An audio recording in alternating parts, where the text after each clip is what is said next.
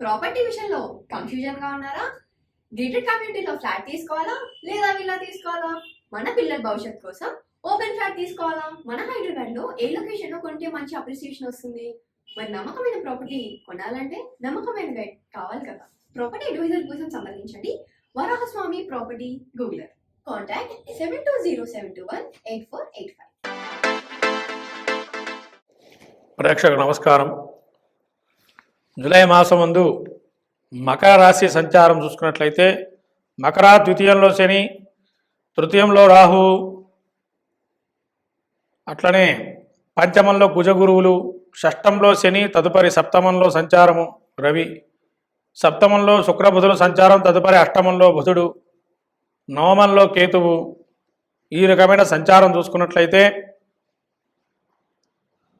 ముఖ్యంగా సంతానం వల్ల చికాకులు అనేవి అత్యద్భుతంగా కనబడుతున్నాయి.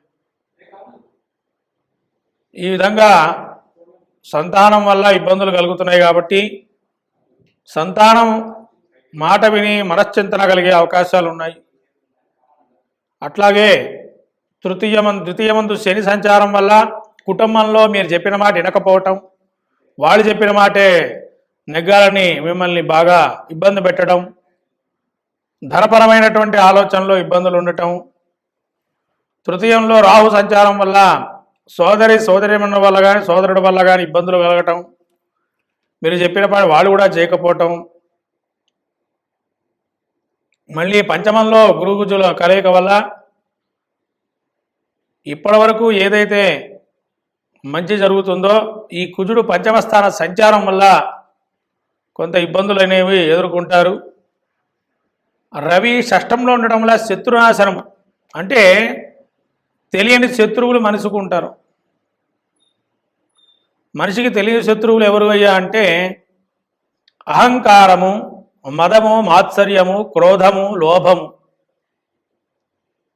ఇవన్నీ కూడా మానవుడికి సహజమైన లక్షణాలు. ఈ లక్షణాలన్నీ కూడా నశించిపోయే అవకాశం ఉంటుంది. అంటే వాళ్ళు చూసే వాళ్ళు చూసేటువంటి పరిస్థితులను చూస్తే అహంకారపూరితంగా ఉన్న వాళ్ళకి అహంకారం తగ్గటం, లోభంతో ఉన్నవాడికి లోభగుణం పోవటం, క్రోధమని ఉండేవాడికి ఒకరి మీద పక్షపాత ధోరణి ఉండేవాడికి కూడా పక్షపాత ధోరణి పోవటం, ఇవన్నీ కూడా ఒకందుకు మంచి ఫలితాలు వస్తాయి. మానవుడికి సహజమైన లక్షణాలు, తెలియకుండే లక్షణాలు, శత్రుగుణాలు అంటే ఇవే. ఏదో శత్రువులు అంటే బయట నుంచి వచ్చే శత్రువులు కాదు, తెలియని శత్రువులు ఇవే మనసుకు మించి. కాబట్టి అట్లాగే ఈ యొక్క రవి, ఆరోగ్య కారకుడైనటువంటి రవి షష్ఠస్థానంలో ఉండి తదుపరి సప్తమ స్థాన సంచారం వల్ల ఆదిత్య హృదయ పారాయణం చేయటం, సూర్య నమస్కారాలకు సంబంధించి ఏదైనా ఎక్కడైనా కార్యక్రమం చేసుకోవటం మంచిది. అట్లాగే అష్టమ స్థానంలో శుక్ర బుధుల కలయిక, శుక్రుడు మంచి సత్ఫలితాలు ఇస్తాడు. అష్టమంలో కూడా వీళ్ళు కొంతమందికి స్త్రీకి సంబంధించి కొన్ని ఆలోచన ధోరణితో ఉంటారు. అవికి కొద్దిగా పురోగతి సాధించే అవకాశం ఉంటుంది. స్త్రీకి సంబంధించినటువంటి విషయాల్లో వీళ్ళకి బుధుడు అష్టమంలో ఉండటం వల్ల బంధుమిత్రులతో వైరాన్ని చేకూరుతుంటారు. కాబట్టి ముఖ్యంగా వీళ్ళు ఎక్కువగా ఆయాసపడద్దు. మాట్లాడడం చాలా నెమ్మదిగా మాట్లాడుకోవటం మంచిది. ఏది మాట్లాడినా కూడా ఏదో ఆదరాబాదరా గట్టిగా మాట్లాడి ఆయాసాలు తెచ్చుకోవటం అనేది మంచిది కాదు. కాబట్టి ఆలోచన చేసి, సమయస్ఫూర్తి ఆలోచన చేసి మాట్లాడుకోవటం మంచిది. వాడిట్లా చేశాడు, వీడిట్లా చేశాడు అనుకోవద్దు. సమయం వస్తుంది, సమయం గురించి వేచి ఉండండి. సమయం వచ్చినప్పుడు మీ యొక్క గొప్పతనం ఏందో, మీ యొక్క సమయస్ఫూర్తి ఆలోచన ధోరణి ఏందో వాళ్ళకి అప్పుడు తెలుస్తుంది. అంతేగాని ఇప్పుడు ఏమీ తెలియదు ఎన్ని చెప్పినా కూడా. కాబట్టి మీరు సంయమనం పాటిస్తూ మాటలు దుబారాగా వాడకుండా శాంతియుతమైన వాతావరణంలో పరిష్కారం చేసుకునే విధంగా సమస్యని చేసుకోండి. ఇవన్నీ కాదనుకుంటే శుభ్రంగా విష్ణుమూర్తి ఆలయానికి ప్రతి బుధవారం వెళ్ళండి. విష్ణుమూర్తి ఆరాధన చేయటం వల్ల ఈ ఇబ్బంది నుంచి తగ్గుతాయి. విష్ణు సహస్రనామ పారాయణం చేయటం వల్ల కూడా. అట్లాగే ఈ సూర్యనారాయణ స్వామి దేవాలయానికి వెళ్ళి ఎక్కడైనా సూర్య నమస్కారాలు చేసుకోవడం లేదా ఇంట్లో సూర్య నమస్కారాలు చేయటం మంచిది. ఈ భాగ్య కేతు ఏదైతే ఉందో ఈ కేతు వల్ల కొద్ది భక్తి మార్గంలో వెళ్ళేటువంటి విషయాల మీద ఆసక్తి కలగటం, ఇంకా నేను ఇవి చేసుకోవాలి, పలానా వ్రతం చేయాలా, పలానా యజ్ఞం యాగాలు చేసుకోవాలి అన్న ఆలోచన ధోరణి పెరగటం అనేది జరుగుతుంది. కాబట్టి మొత్తం మీద మకర రాశి వారికి 70% మంచి ఫలితాలు ఉన్నాయి, 30% ఇబ్బందులు చేకూర్చే అవకాశం ఉన్నాయి. వాటి మనం దృష్టిలో తీసుకోకుండా నడవటం మంచిది. ఏది ఏమైనా కూడా మాట ధోరణి వల్ల అనవసరమైన అనారోగ్యాలు చేకూర్చే అవకాశం ఉంటుంది. ఇప్పటివరకు కూడా అనారోగ్యాలు కొన్ని ఉన్నాయి, కానీ అనారోగ్యం తప్పించుకునే అవకాశం కొంతవరకు ఉండాలి అనుకుంటే సూర్య నమస్కారాలు చేయటం వల్ల మంచి సత్ఫలితాలు వస్తాయి. ధనుసు రాశి వారికి మొత్తం మీద అనుకూలమైన ఫలితాలే ఉన్నాయి ఈ యొక్క జూలై మాసంలో. Hi, my name is Gautam and I actually stay in Malkajgiri itself. Like, I had this back pain. It's been 1.5 years. I have tried many treatments like chiropathy, oil massage, physiotherapy especially, but it didn't work out as much like what I expected.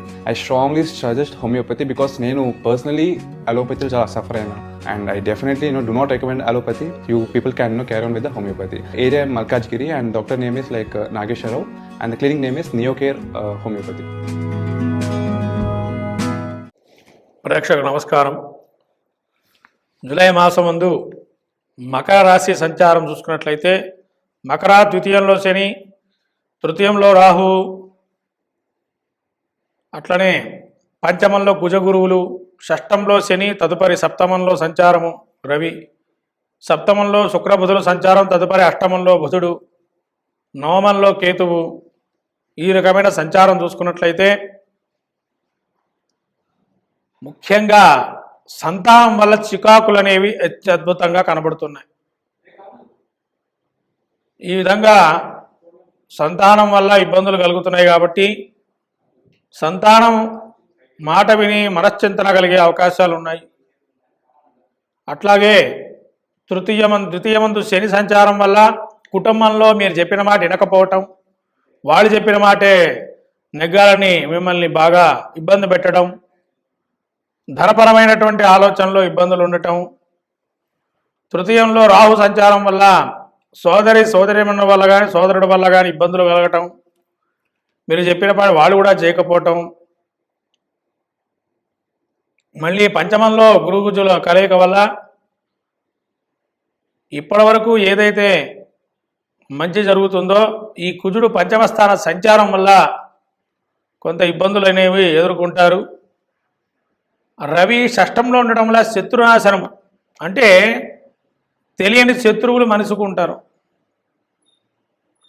మనిషికి తెలియని శత్రువులు ఎవరు అయ్యా అంటే అహంకారము, మదము, మాత్సర్యము, క్రోధము, లోభము.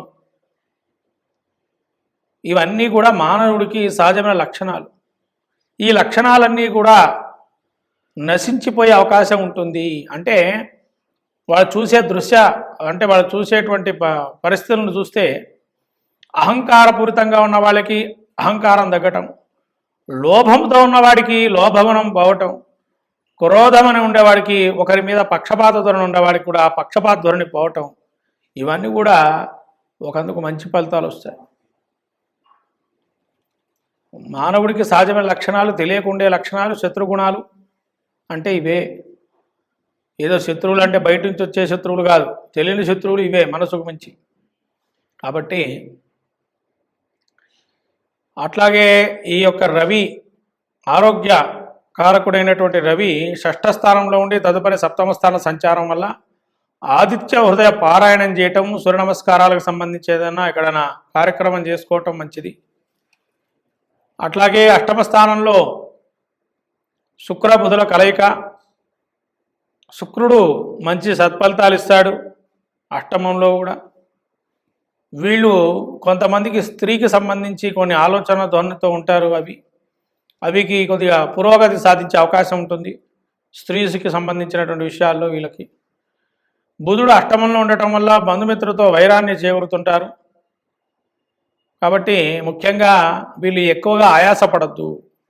మాట్లాడడం చాలా నెమ్మదిగా మాట్లాడుకోవటం మంచిది. ఏది మాట్లాడినా కూడా ఏదో ఆదరాబాదరా గట్టిగా మాట్లాడి ఆయుసాలు తెచ్చుకోవటం అనేది మంచిది కాదు. కాబట్టి ఆలోచన చేసి సమయస్ఫూర్తి ఆలోచన చేసి మాట్లాడుకోవటం మంచిది. వాడిట్లా చేశాడు వీడిట్లా చేశాడు అనుకోవద్దు. సమయం వస్తుంది, సమయం గురించి వేచి ఉండండి. సమయం వచ్చినప్పుడు మీ యొక్క గొప్పతనం ఏందో, మీ యొక్క సమయస్ఫూర్తి ఆలోచన ధోరణి ఏందో వాళ్ళకి అప్పుడు తెలుస్తుంది. అంతేగాని ఇప్పుడు ఏమీ తెలియదు ఎన్ని చెప్పినా కూడా.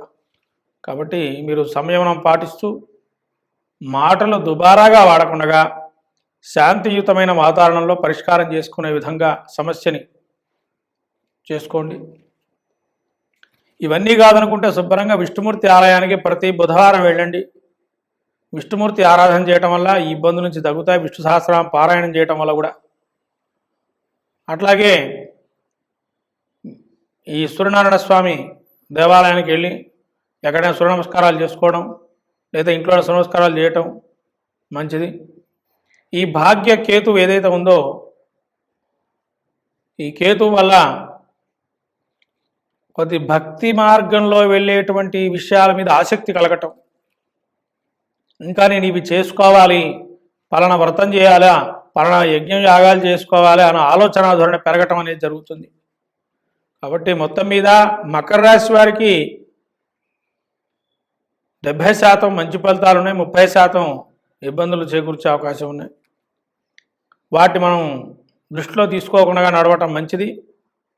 ఏది ఏమైనా కూడా మాట ధోరణి వల్ల అనవసరమైన అనారోగ్యాలు చేకూర్చే అవకాశం ఉంటుంది.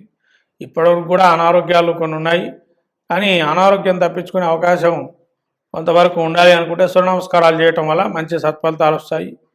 ధనుసు రాశి వారికి మొత్తం మీద అనుకూలమైన ఫలితాలే ఉన్నాయి ఈ యొక్క జూలై మాసంలో.